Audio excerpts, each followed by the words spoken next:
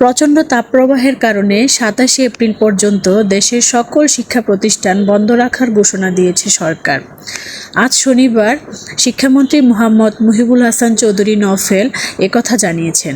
তিনি বলেছেন, আবহাওয়া অধিদপ্তর এবং স্বাস্থ্য মন্ত্রণালয়ের সাথে আলোচনা করে শিক্ষার্থীদের স্বাস্থ্য সুরক্ষার কথা বিবেচনা করে এই বিষয়ে সিদ্ধান্ত নেওয়া হয়েছে। তবে পরিস্থিতি পরিবর্তন হলে সিদ্ধান্ত পরিবর্তন হতে পারে।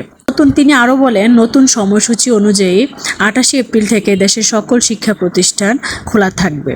তবে সপ্তাহ শেষে আবহাওয়ার উন্নতি না হলে শিক্ষা প্রতিষ্ঠানের ছুটি বাড়ানো হতে পারে। রমজান, ঈদুল ফিতর এবং আরও বেশ কয়েকটি ছুটির সমন্বয়ে টানা ২৬ দিন শিক্ষা প্রতিষ্ঠানের ছুটি ছিল। আগামীকাল রবিবার থেকে দেশের সকল শিক্ষা প্রতিষ্ঠান খুলে যাওয়ার কথা ছিল। তবে এরই মধ্যে দেশের মধ্যে দিয়ে বয়ে যাচ্ছে প্রচণ্ড তাপপ্রবাহ। গত শুক্রবার থেকে আবহাওয়া অধিদপ্তর ৩ দিনের জন্য অ্যালার্ট জারি করেছে। এছাড়াও বিভিন্ন প্রতিষ্ঠান এবং অভিভাবকরা শিক্ষা প্রতিষ্ঠানের ছুটি বাড়ানোর দাবি করেছেন।